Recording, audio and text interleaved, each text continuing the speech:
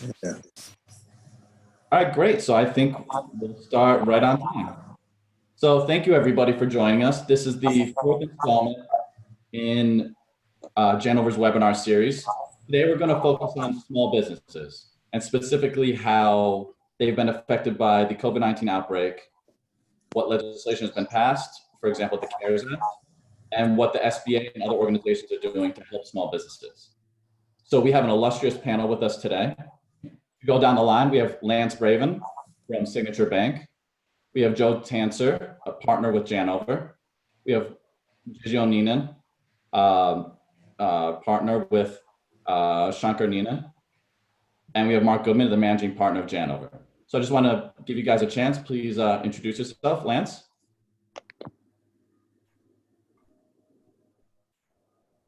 Lance, can you hear us?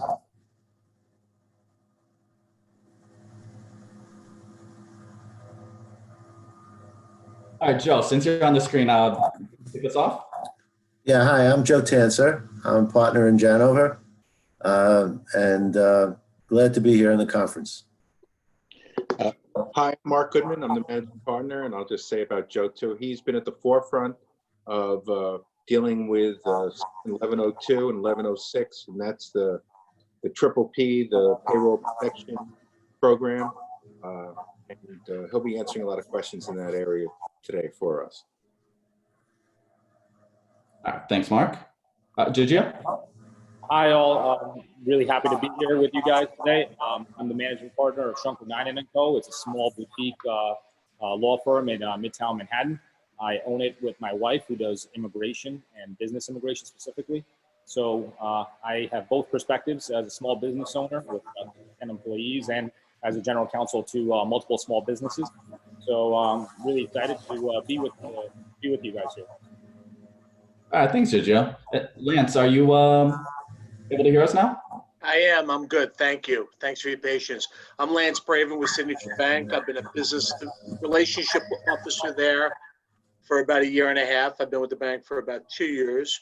Signature Bank has been around since 2001. We base all of our business on a private client group model where single point of contact service is our mantra.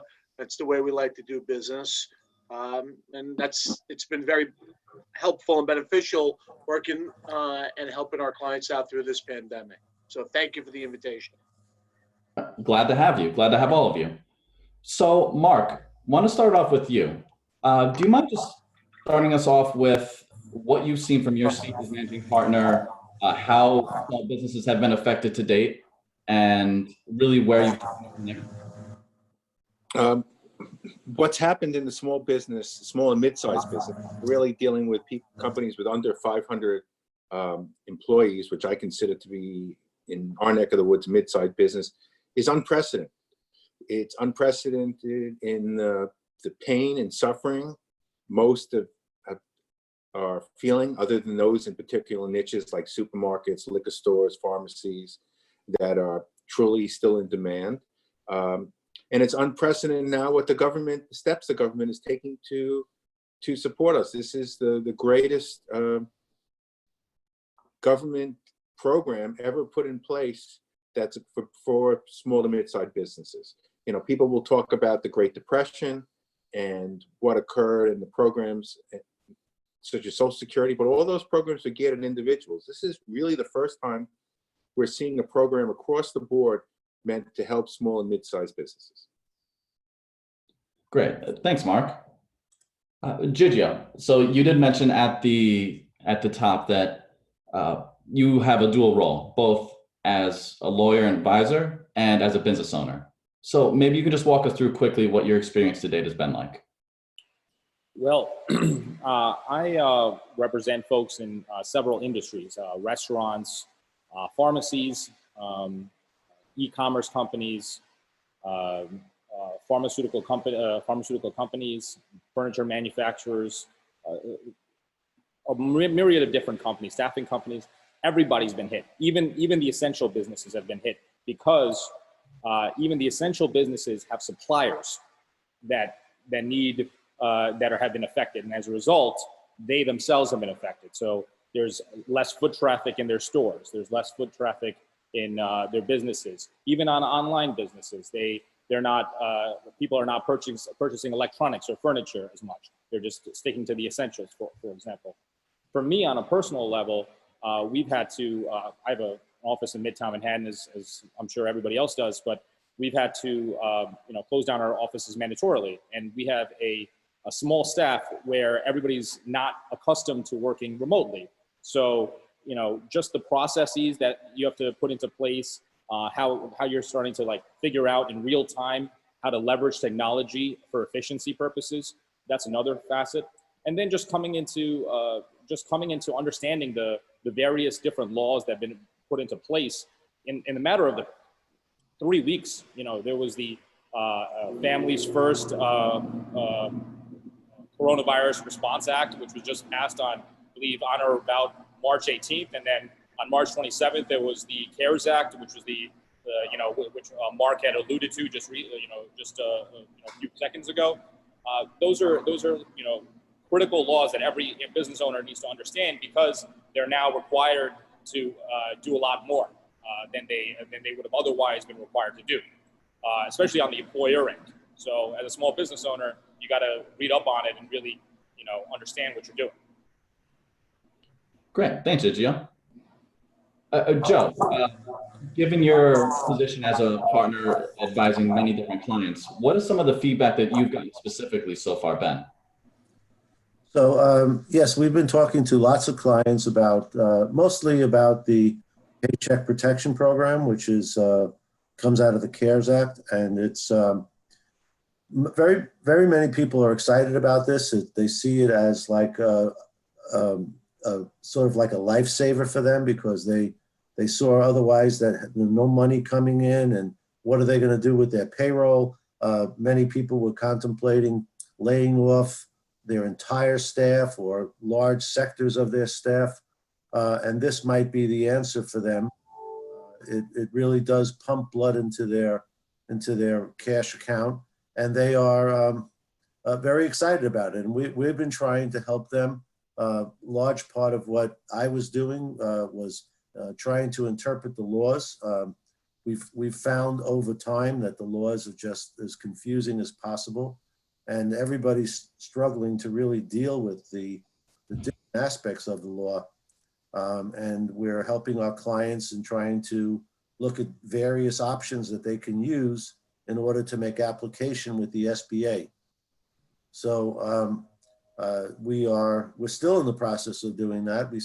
The SBA loan is expected to open up for everybody tomorrow. And we expect that in short time, all the money will be drained out of it. It'll probably be after a day, it'll be finished. Because the allocation, at least initially, was $349 billion. While any one of the five of us here would love to have all that money and knows it's a tremendous amount, but when you spread it around all the applicants across the United States, it's not likely to last very long. That is very true. There's little doubt that every company around that's able to apply will. And so maybe you can just hit on one point specifically that you mentioned, talking about the SBA loans. We'll dive into a bit more detail, but just very high level, how would a business owner go about applying for an SBA loan? So the SBA has the authority to name banks and other lenders as SBA lenders.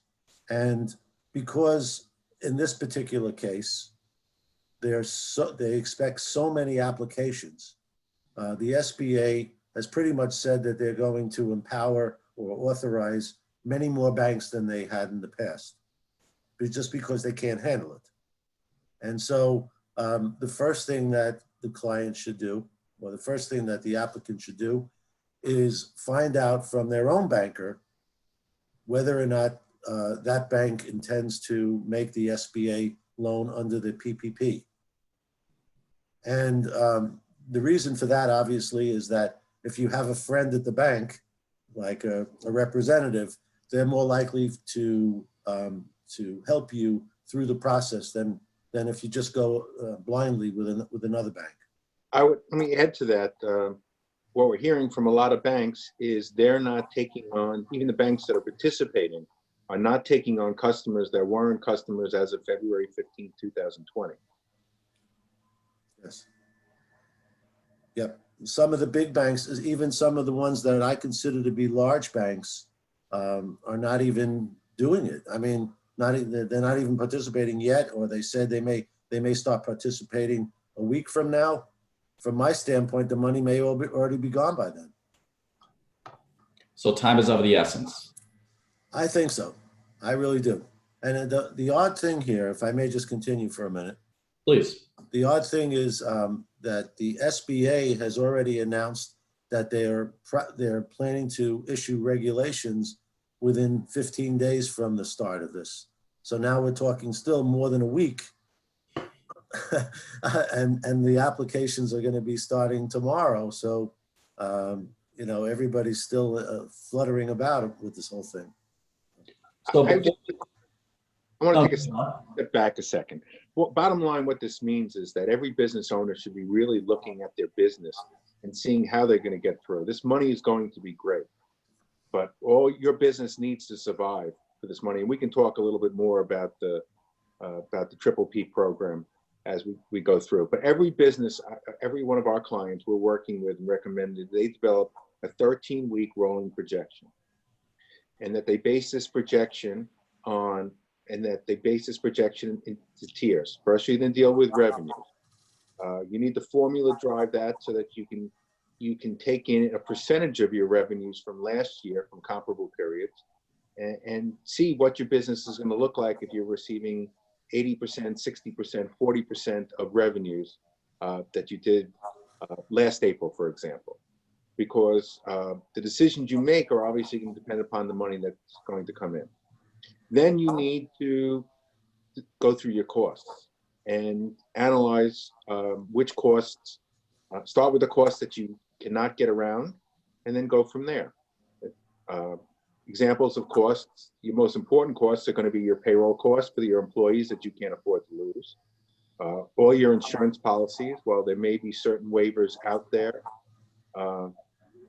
about non-cancellation and certain items in the law, if you can afford to do it, I would want to avoid that problem and pay all my policies if I could. Then your next category are going to be the employees that you'd like to retain, but you may not be able to retain. You're going to put your rent in there. You should be speaking, if you can't pay your rent, before you don't just not pay your rent, you should be speaking to your landlord. You should be talking to them. You should be asking them, coming to them and saying, we have a problem. We're trying to protect our employees' jobs. We need help from our partners. We consider you a partner. What can you do to help us? And then listen. It is our experience that most of the landlords are being very non-committal. They're not going to just give blanket forgiveness. There are exceptions, but they're probably going to be able to work with you. Reduce payments now, with the remaining payments spread out over a period of time, or maybe on the back end with lease extension. Those are things that are being discussed. And you should be looking at these costs and monitoring, and you should be updating this no less than weekly, because things can change very fast. And you should be monitoring this. Also, even though you're going to be getting this PPP money, or hopefully getting it to, if you have a line of credit available, I strongly suggest that you draw down on this line of credit and put the money in your bank right now. Interest rates are very low. So if you're paying a 3% interest rate and that's tax deductible, it's costing you $250 for $100,000 a month, and you're probably getting a tax benefit of $100 approximately for taxes. So it's really costing you $150, which I like to say is the dinner you didn't go out for now that you're sheltered in anyway, to give yourself the financial protection for $100,000. So if you can draw down on this money, I strongly suggest that you have the availability. And if you don't, speak to your banks also. One thing does not preclude the other. The more dry powder you have, the more money you have available, the better you're going to be able to survive this.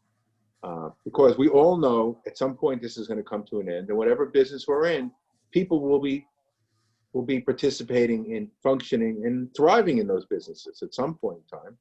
And we want us and all our clients and all the people we're communicating with to be there when the music stops. Very, very well said. Thank you for that, Mark. That's good advice for anyone out there. And so we've heard from the business side, we've heard from the CPA side. Lance, being that you are on the banking side, maybe you could just give us your perspective from your seat as to what you're seeing, how Signature Bank is handling the crisis. Well, everybody here is making excellent points. I was taking some notes there, and I want to build on first of what Joe had mentioned about the SBA and what's going on with banks. We're still waiting on guidance from the SBA. We're waiting on guidance from the FDIC and U.S. Treasury. We all know that there's a deadline tomorrow, but nothing has trickled down yet. Nothing has been finalized, and we're all in a wait and see. You've all had good points about staying in touch with your banker. What we've been seeing is that we have relationships. Again, it goes back to single point of contact service, where we take care of whether it's your line of credit, your commercial mortgage, or a simple thing like your ATM card. You forgot your PIN number. We've been taking care of everything at a micro level. There's no 800 number with us at Signature Bank. So with us, again, I agree with everything that Joe and Mark and Gigi have said. You need to have relationships with your bankers. In preparing for what's going on now, I highly suggest that you speak with your accountant, you gather your financial reports and your tax, and most importantly, it looks like you need several weeks of payroll. Is that right, Zach? So, any of the payroll providers we've spoken to actually are standardizing reports as we speak. So if you're with an ADP, a Paychex, not to show any preference to any payroll service provider, but speak to them immediately in order to get the level standardized reporting. If not, then Good. It becomes a bit more of an exercise.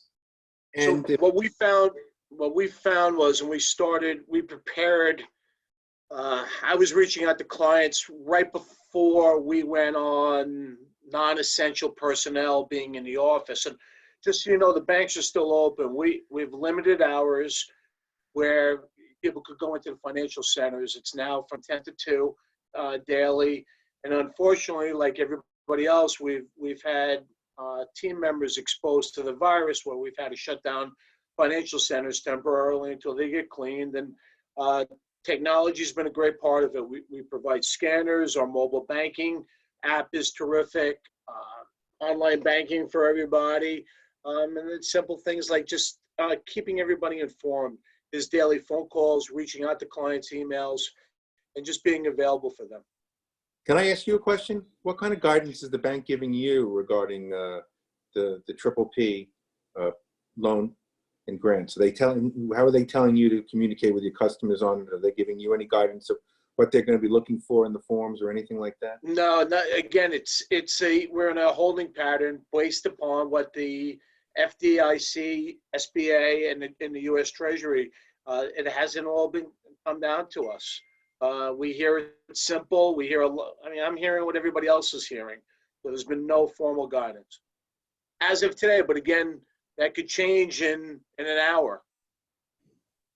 Without a doubt, this is one of the fastest moving pieces of legislation programs alone from the government that we've ever seen. So it's incredible. And you're right, it does change by the hour, if not by the minute. So to pivot a bit, Gigio, I want to address this to you. What has been the biggest challenge to this point over the last couple months now? Biggest challenge as a business owner or as a interpret it however you like. well, I alluded to it before, having to leverage technology to have key staff doing work remotely, et cetera, trying to figure everything out. Just something as simple as gathering mail is painstaking, especially when you're a non-essential business owner. But that being said, I think understanding the law is the biggest biggest challenge, because people realize that everything is moving very, very, very fast, and they don't really have a really strong grasp of the law. When I spoke to you when we were first, preparing for the call, I had said to you, we're witnessing history right now. We're doing this in real time, and if any person is telling you that they're an expert in this, they're not. I am learning it as I go. I did an extensive amount of research, not even for my clients. I did it for myself. I'm just trying to figure it out because I wanted to apply for it. Just as an example, under the CARES Act, as soon as it came out, it's an 854-page piece of legislation. So I started, just going through it. I skimmed it. I made it to like a few, like I think it was page 40 or 50. And I was like, it got through the executive summary. I'm like, all right, I'm gonna wait till some of these other, and I follow some of these other folks that I find to be experts as well. And I started following their summaries of these things. And then so I started going through it. And just to summarize it, the CARES Act, right? Yeah, and this as a business owner for me, the first thing I need to do is like figure out, all right, what key employees do I have? What are the employees that we need? And so I did this for our business, for the businesses that I represent as well. What key employees do they have? What do they represent? And a lot of my clients are trying to lay off folks. So there's legislation that you need to, if you're over 100 employees, you have to abide by the WARN Act. So layoffs. So how does that, play into COVID-19? And you have to do a 30-day notice, right? So now that's a lead time where you don't really have that lead time. Typically you would have lead time. You don't have any lead time with COVID. So quite frankly, there are a lot of things going on. Everything's moving in real time. For me as a business owner, I started figuring out, hey, how do I get the money? How do I get my hands on the money? So what's interesting is I actually bank with Signature Bank, as I told you. Rich Morasso is my banker. He's a group director there. Very nice. He's been even for my predecessor firm, been the guy for 30 years. They're great. That being said, I reached out to them to figure out what the lending was. Unfortunately, nobody knows. I also reached out to Chase, which is my personal bank, and they're like, hey, even though you're a private client, it doesn't mean anything because you don't bank with us for business. So you need to find somebody else. And so quite frankly, the banks are only going, lending to the folks that they have previous relationships with. And it's a convoluted process as of right now. Obviously, a lot of people are doing that $10,000 disaster loan immediately. They're trying to figure out what the PPP is, which is, 2.5x of your monthly payroll with it's capped at up to $100,000 per employee and an ultimate cap of 10 million. But, as Joe was alluding to, I was hearing this from accountants and other experts. There isn't a lot of money in the pool. So that's why I jumped on it right away. And I told all my clients, all my friends, I was like, hey, listen, you guys need to jump on these applications. And I saw the US Treasury application for the PPP. It's only a 4-page application. And there's other money available as well on the EIDL loan as well, where you could borrow at a higher interest, at an interest rate, which has less limitations on what you can use the funds for. And so I just think if everybody educates themselves and figures it out in real time, everybody can come out in front of this. And I think that's the biggest change, is that there's changes in law that you have to be aware of. If you're an employer, you're trying to lay off folks, understand that there are things that you need to do with respect to the Family First Coronavirus Response Act. There are things that you need to do for paid leave related to 6 specific events. And those specific events are, if you're been subject to federal, state, or local quarantine or isolation ordered related to COVID-19, been advised by a healthcare provider to self-quarantine related to COVID-19, experienced COVID-19 symptoms, and is seeking medical diagnosis, is caring for an individual subject to an order described in 1 or self-quarantine as described in 2, is caring for a child whose school or place of care is closed, experience any substantially similar conditions specified for the Secretary of Health and Human Services. You realize how broad that is? It literally covers everybody, almost everybody at this point. And so at this point, employers who don't have the money and need to try to get their hands on money need to figure out how to pay these employees, or obviously lay them off, but pay these employees 2 weeks, 80 hours of paid time off immediately. And so under categories 1 through 3, you have to pay them the full time, the full hour at the regular rate, capped at $511 per day. And then under categories 4 through 6, you got to pay them 2/3 of their regular rate, but capped at $200 per day. Notwithstanding that, on a cash flow perspective, that is very difficult to do. So obviously there's a lot of law, there's a lot of changes that have come into play, but you got to speak to your lawyer, your accountant, and everybody else to try to come out in front of this. Very well said. And I think you made a good point. Just to sum it up, devil's in the details. So consult your professional, make sure that before you execute any plans, you've consulted with your advisors. We actually have a very interesting question from the attendees, from Ryan Moran. And this is open to anyone who wants to answer this. What is the difference between the Disaster Relief Act and the PPP program? Are there any significant differences, and there are, that really people should know about today? The Disaster Relief Act and the PPP program. So if anyone wants to jump in, or we can hold that off for. Are you referring to the original act or the CARES? You have the Disaster. The original act. The original act, and then you have the CARES Act. The original act was more employment driven, with with options for employers, job protections, medical protection, and that's more, from our standpoint, that was much more HR/legal related. It was also geared more to the individuals and the money that was going to be available for them. The CARES Act is a combination of tax and lending act, but it is the lending act that's providing the money. There's also a tax credit. Let me take a step back for a second. There are two people talking about the triple P, because that's where supposedly we're going to all get the most money in the shortest basis. There's also a program that allows you to offset, take credits against your FICA taxes that you're paying for your employees. Go to our website, JanoverLLC.com, go to our blog, and you'll see that there's a calculator that actually calculates and lets you know which you'll get a better benefit for, using the triple P or the employment tax credits. In addition, there's going to be opportunities in the tax area for many other source of funds, which can take a little longer to get. They've changed rules regarding net operating loss carrybacks. They've changed rules regarding the amount of interest you can deduct and the interest limitations. They've changed rules regarding depreciation that can be taken, and what's eligible for bonus depreciation. So there's going to be a lot of opportunities for taxpayers to amend prior year returns in order to put money in their pocket. And again, for all these items, you should be speaking to your accounting professionals and tax advisors to help you with this. Again, very well said. Lance, we've talking quite a bit about how, again, businesses have been materially affected by COVID-19.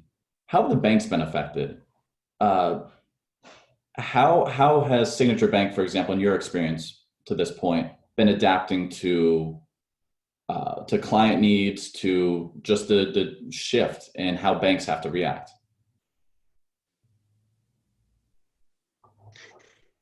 Because we're very much a relationship-based bank. Most of our clients have our cell phone numbers. I've been working from home since last Monday. Two of our associate group directors have been working from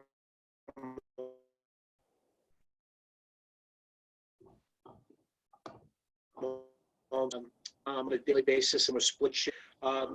But I was originally going to be on the call, and then my associate group director, my boss, Charles D'Antone, was going to be on the call. But he had several conferences all of a sudden come up, and it's because we're in touch with our clients, because people reach us easily. It's the phones haven't stopped. The customer service issues haven't stopped. There's still wire transfers that need to be handled, and ACH payments, and like I said, like silly things where people forget their password for their internet banking. We're here locally. We don't have an 800 number. We do have an 800 number, but we call it a 646 number. All the back office support people have been working from home, and they're easy to get in touch with. So it's made it a little bit harder on everybody individually because I'm working in my house and I don't have all the tools that I need. But I know who to reach in case we need anybody. And again, everybody's been reaching out to us and calling our cells, and we all have our Blackberries, we all have email, and we're staying in touch with people. Great. Now, Joe, we talked about this at a relatively high level, but what can business owners do as far as reaching out to SBA? What products and services do they have historically versus what's available now? And what's your best recommendation, high level, obviously no specific advice necessarily, but again, how do you approach the SBA and how do you best benefit from what they have to offer? So, yes. So again, I would say that since the SBA has authorized banks to be the agents in carrying out loans, your best bet is to go through your bank, not to the SBA directly, unless, of course, you cannot find a bank that will service you appropriately. So that would be the first thing I would say. Secondly, just a reminder to people that the PPP is actually under Section 7A, which the SBA has had in effect for a very long time. They just added a subsection for this special act. So in many ways, the loan is actually set up to be what it has been in the past. That is a loan to help people, specifically small businesses, to find money in quick situations, such as this one. The PPP obviously is related to the coronavirus, but it's not really new stuff for the SBA. But the way they're carrying it out and the authority and flexibility that the SBA has now in making loans has been greatly relieved, so that it's not as hard to get a loan like as it used to be. Let me add a couple of things on the first. With previous SBA, with previous SBA loans, you had to actually be able to prove that you were not able to find credit elsewhere. One of the conditions of this PPP loan is that you don't have to have that. You don't have to prove that you can't find credit elsewhere. So anybody, even those who can find credit, can get this loan. That's a very substantial thing. Another thing is that you don't have to give a personal guarantee like you usually do. So here, you're not personally liable for this. That's a very important part of the program as well. Mark, you wanted to add to that? Yeah, I wanted to add, someone had asked a question, and they were asking to clarify. They wanted to know how this compared to the economic injury disaster loan. The economic injury disaster loan is a separate loan. And you can apply for both. They have different standards that you cannot apply for through your bank. That you have to go through online through the SBA and their 7A program. I also want to add to you, there's also a couple of other programs out there. If you're in New York City and you have less than 100 employees, you can apply for an interest-free loan of up to $75,000. You will need to demonstrate a 25% revenue reduction for 2 consecutive months in 2020, relative to either the same 2 months in 2019 or an average for 2019. And you must be in business for at least 2 years. And there's also a New York City Employee Retention Grant Program for very small businesses. If you have 1 to 4 employees and you're located within the 5 boroughs, you can apply for a grant of 40% of employees' payroll for 2.5 months. And again, they come with certain criteria for doing this. So there are a lot of options out there, and you should be exploring. If you have questions, reach out to us. Go to our website. Contact your representative at Janover directly. There are other programs we can help point you in the right direction. I'm not going to tell you we're experts on this, but we will find all the programs that you need to find that are available to you. Perfect. And one of the big points that have been brought up quite a bit is loan forgiveness. So what are the circumstances of after you've taken the loan? Well, before you get into the loan forgiveness, I'm going to turn over to Joe's our expert in the details. I just want to break down for a second. On the surface, the law is pretty simple. It says take your payroll for 12 months, divide it by 12 to come up with 1 month, and multiply it by 2.5 times. However, that number gets capped at 100,000. Where the questions start to get in, and I'll let Joe talk about it a little bit, is what adjustments you need to make. Should the 100,000 be capped for all forms of compensation, or is it just the wages and you can add items such as employee benefits, 401k plans, healthcare payments made by the employer? Can you add that to the number? There's also talk of should there be certain subtractions, such as the employee with holding and the Social Security for the employee. Once you get this number, in essence, you're getting 2.5 months of payroll. You can apply it to 2 months, 8 weeks of payroll. So clearly 2.5 months of payroll isn't going to be able to be used up even if you have the same payroll against 2 months of payroll.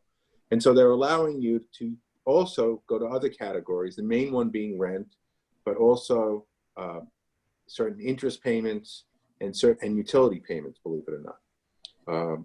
So there are other areas you could use this for. So hopefully you'll use about 80% of the proceeds against your payroll and 20% in these other categories.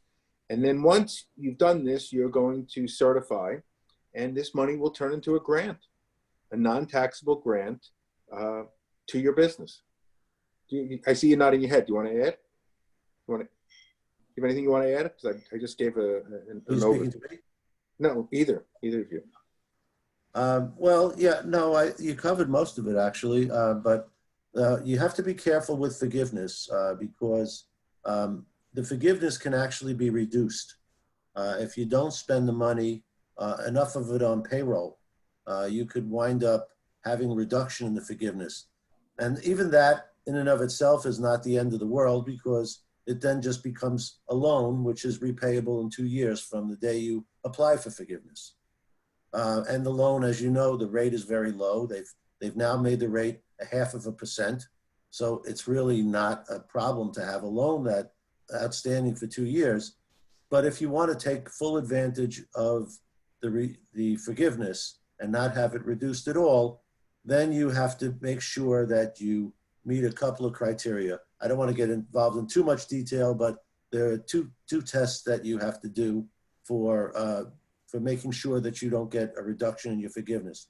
One is based on a full-time equivalent test to compare the 8 weeks that you had after the loan, how much you're paying after the loan, as compared to what was done in the base period. The other computation is based on salary reduction. Again, the 8-week period against a base period, which is not the same base period as the other computation. And so you have to make sure you go through those tests. And if you're able to establish that you've done it in such a way where you have not reduced your payroll by much, then you should be able to come away with forgiveness on just about all of it. So we've recommended to some clients that they prioritize payroll because as you can tell from this last part of it, since you can get a reduction if you don't have enough payroll, it may make more sense to put an emphasis on paying payroll in preference to rent or utilities or interest as the other uses that Mark was talking about. Another thing that we've advised our clients to do is to set up a separate bank account for this money that comes in from the loan. The reason being that first of all, there are only certain allowable uses. As Mark indicated, the payroll costs, the rent, the utilities, the interest, and even for departed employees where you're paying their sick leave and family leave. You can count the health insurance costs for those people too as part of your allowable losses.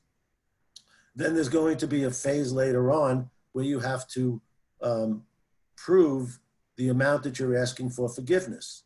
And so it seems to us, and it would seem to make sense, that you should be tracking this in a separate account. because it's a lot easier to just turn over a bank account and say, here are my statements, here are my check images, this is what I've spent it on. And if it's pure, only related to that which came from this program, it's a lot easier than if it had been commingled. Those were the only points I wanted to add. No, and I think those are very important. Those address quite a few of the questions that we've gotten already. So that's perfect. Gigio, from your seat, do you have anything else that you'd like to add or focus on? No, I think everybody touched on all the good points. Joe, touched on, like, I think the most important point is how do you get to the forgiveness? And I think the act says 75% of the money has to be utilized against the payroll. The remaining 25% has to could be utilized for the rent, the utilities, the mortgage interest, etc. Quite frankly, I think, if you do qualify and you do get that money, everything Joe said is exactly spot on. I've been telling clients to do the same thing. If you get the money, put it into a differentiating account, make it very easy. So when you do eventually have to apply for the forgiveness, then all your ducks are in a row, to be quite frank. But I think everybody hit on all the major points. And it sounds like what you're saying is documentation is key. Make sure there's an audit trail. Make sure that you can have a nice, easy package to give when the application comes. Everything. Yep. Perfect. Lance, I'm not sure if anyone can even answer this at this point. Is there a specific approval process from within the banks for the PPP program? Is there? There's no guidelines yet, and like Joe said, there will not be personal guarantees.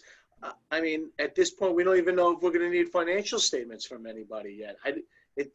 To me, everything we've read, we don't need them yet. Is that right, Mark, Joe? I mean, there's been no ask for that. So there's no guidelines. I did want to talk about real briefly, and it's not my complete area expertise. I'm so sorry, Lance. Do you mind repeating that? Looks like you got hold up there for a second. You got it. So sorry. Do you mind starting from the top again? No. Me? You broke up.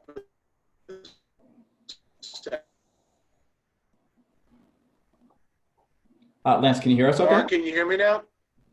Zach? Yep. I'm good now. Sorry about that. So, there's been no guidance yet. I hope everybody heard that. We're waiting. We're all in agreement. It doesn't look like you're going to need financial statements to apply for these, for this SBA loan. And I did want to just make a comment. Gigio talked about it early. We're seeing some strength in businesses that are not afraid to pivot and do take their core competencies and maybe move it into another business. I had somebody, an importer that works with China, and they were able to locate one of their sister companies, were able to actually make surgical masks. So they're a toy company that imports from China, and now they're going to be using their contacts and to generate a new revenue stream. Businesses shouldn't be afraid to do that. These food companies, I know a strong distribution company that caters towards corporate cafeterias and food service accounts, which we all know are non-existent right now, and they're doing home deliveries. They've pivoted their core competency and they've moved. Again, don't be afraid to take a chance, and you want to keep your people working. I mean, that's the major gist of this. We want to continue paying people. That's what this program is about. So if you can keep people working and find an additional source of revenue, it's a nice thing. Again, very well said. And ultimately, that is the point of all this, is to keep businesses open, to keep cash flow moving. Gigio, I think you had a follow-up? Yeah, I just wanted to add one thing that I just remembered. So the 8 weeks, that was discussed for the PPP, my understanding is that the 8 weeks does not, can be chosen. It doesn't have to be the first 8 weeks after you receive the PPP. So it can be, but typically my understanding is that most folks will choose the first 8 weeks. So, you know, if you wanted to choose sometime later within the year, I think the program allows for it, at least based on my reading. And further, you know, on a litigation impact, there's, you know, one of the questions I keep getting from a lot of folks, especially now that we're in the beginning of the month, I have a lot of commercial clients who are like, hey, do I have to pay my rent? So the answer is, you know, while, you know, states may have, you know, stopped a foreclosure proceeding, that doesn't necessarily mean that you don't have a contractual obligation to pay your rent or any other obligations you may have. Unfortunately, you know, it's going to end up coming, you know, there's going to be a lot of litigation around this. It's going to end up, you know, coming on probably the tenant, to be quite frank, because these commercial, you know, agreements are so much favoring the landlord that, you know, it's better that you know, probably pay your rent, get the money from the PPP or any other program, and start doing that, because you can't just, you know, say, okay, hey, it's COVID, and not pay your obligations, to be quite frank. That being said, there are clauses in your agreements, and, you know, whether it be with your master service agreements or service providers and any other situation, they're called force majeure clauses. Force majeure clauses are essentially, some people call them act of God clauses. Some people call them impossibility clauses.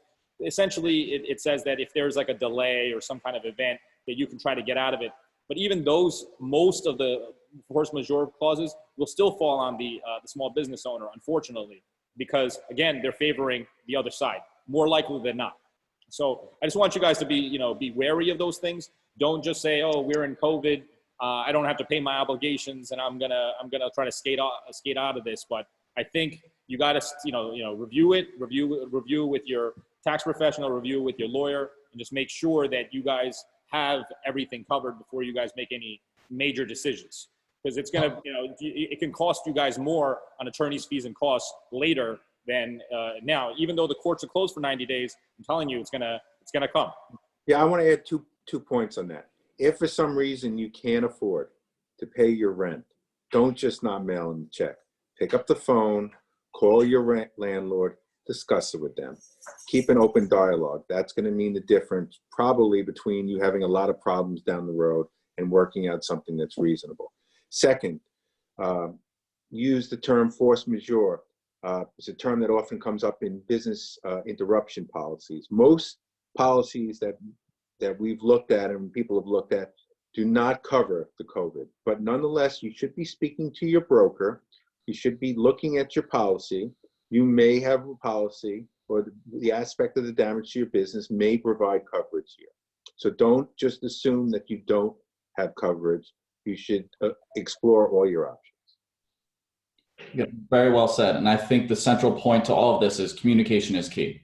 Communicate with your advisors, communicate with your vendors, landlords, anyone else that you require on a day-to-day basis.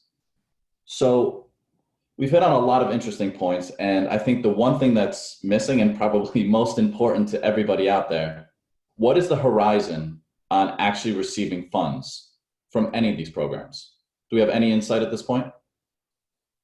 The government is saying that they are going to, once the applications are processed, they're saying they're going to be able to make funds available in 2 to 3 days.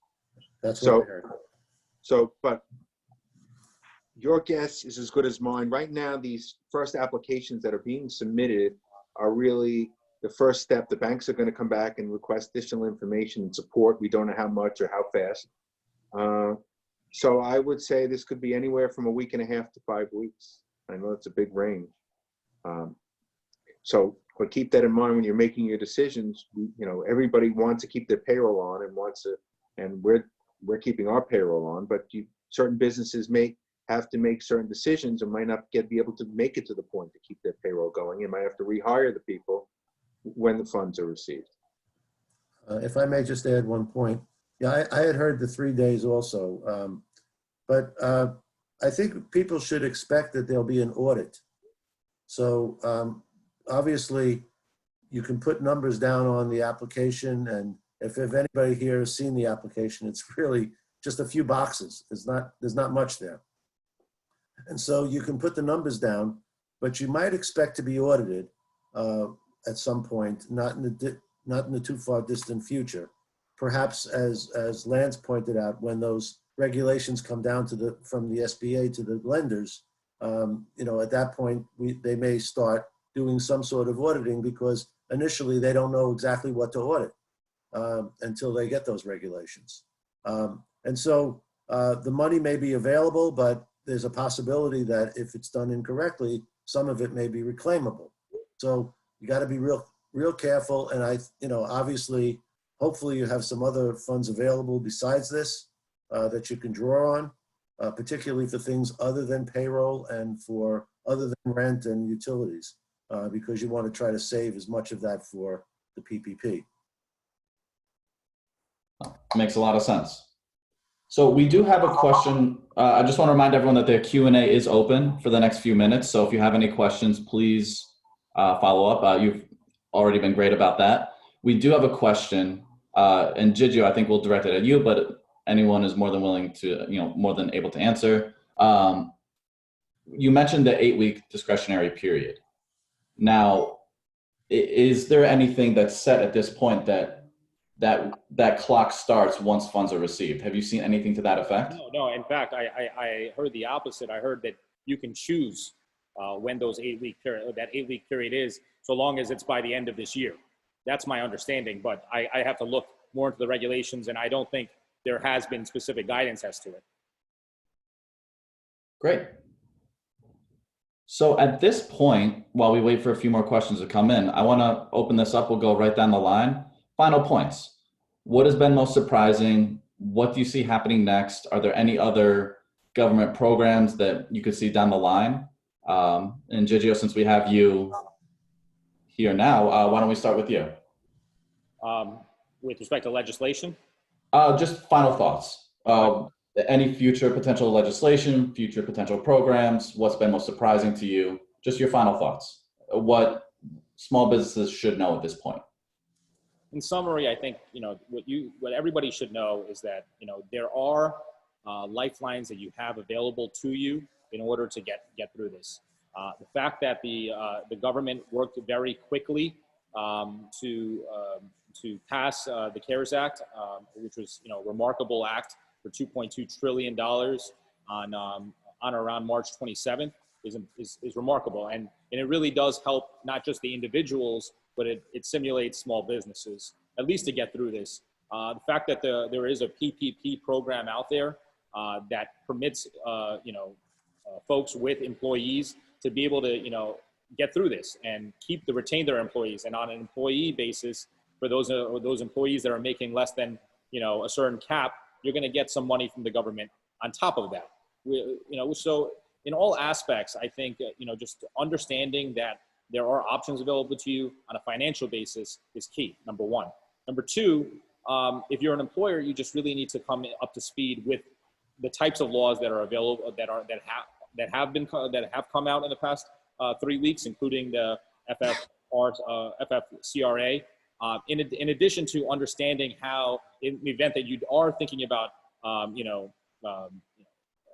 terminating employees or laying off employees, how the Federal WARN Act, plays into COVID, which at this point you need to make sure with your lawyer and how you guys have, worded your employee handbooks. Third, you should all have addendums to your policies and procedures at this point, that especially considering now that the FFCRA has come into play. Most folks have not done that. Why? Because we're all working from home and we don't have the ability to do it, or we haven't thought about it. So there are things that need to be done, and I'm just forewarning everybody, they should do those, because you're going to end up anticipating litigation from your employees. This is an act that I know that a lot of plaintiffs, lawyers, and I do a lot of defense work. A lot of plaintiffs, lawyers are going to grab on. I already see malpractice lawyers trying to go after healthcare providers, which is ridiculous to me at this point. But there are vultures out there, so you just have to make sure you dot your I's, cross your T's, and stay safe. Not just from COVID, but from all this COVID litigation that is going to come your way. Very good advice. Joe, final thoughts? Yeah, I just want to assure the audience that just because I don't have any facial hair like the rest of the panel, that I'm still old enough to have some experience. So I've been practicing as a CPA for 41 years.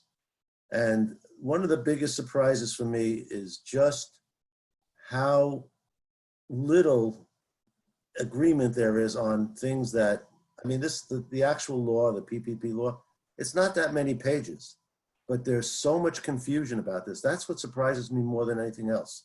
We've heard so many different opinions about this paragraph or this sentence, or even how I was with a group the other day, they said how this comma was used. I mean, there's just so much confusion about all this.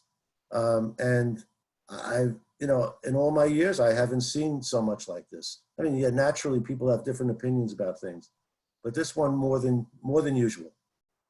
That surprised me most. Thank you. Yeah.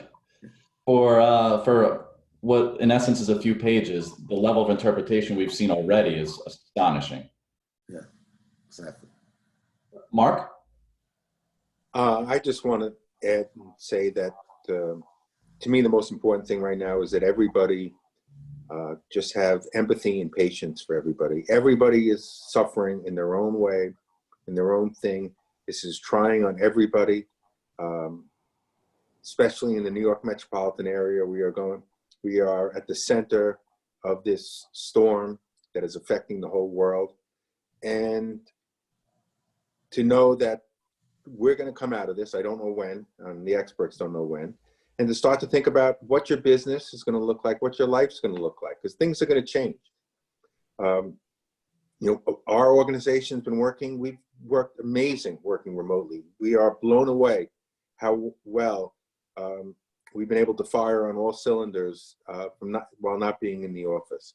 Really, the only thing holding us back is certain clients are not electronically evolved and have a hard time getting us documents in electronic form. But other than that, we've been, this has moved seamless for us. I'll put a plug in for those who haven't used it. We use Microsoft Teams, and it's really been a godsend to us. And if someone's looking for a communication system in-house, it's a good thing to use. They should be careful with Zoom also when you're dealing with confidential information. There have been stories out there about Zoom being hacked and security issues with Zoom. So today for our call, it's fine. We're just talking general conversation, but if you're dealing with something sophisticated or private, you may want to be careful in that area. So people are going to the world's going to change. People are going to work from home more. People, rents, are going to be less in demand, particularly commercial rents. Retail we already saw with retail before this. It's going to be more. People are going to be ordering more stuff online. The world's going to change. And you need to think about how that's going to affect you, your business, your family, your life, and how you're going to adapt to it. Because as Darwin said, survival of the fittest, but he didn't mean the fittest as in the strongest. He meant those who could adapt. Those are the most flexible and adaptable. Those will be who will survive. And we want to keep you among them. Very well said. Lance, final word? I'm going to add on to what Mark had to say. I think we're in this for 7 more weeks. I think one of the good things that's coming out of this is that people are communicating more. They're picking up the phone. They're not afraid to speak with people again. It's less texting. They want that human connection. Did I lose you? No, you're And obviously want everybody to be safe and listen to the federal guidelines on social distancing, stay out as little as possible. And I think one of the biggest things that we all agree on is just stay in touch with your professionals, follow up with them. Don't be afraid to pick up the phone, ask them questions, email them. It's a fluid situation. It's going to continue to change every day, every hour. And I think Joe said, just got to be patient with everybody, and we'll get through this. We will.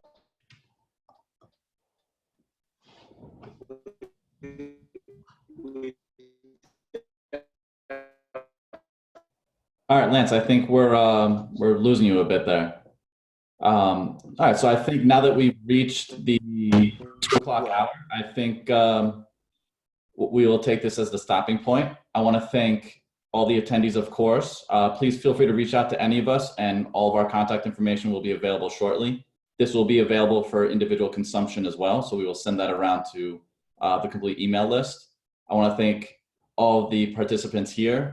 You guys were fantastic. I think we did a fantastic job going through what is a very fluid and potentially complicated situation. So again, thank you so much. And with that, thank you again for attending, everyone, and goodbye.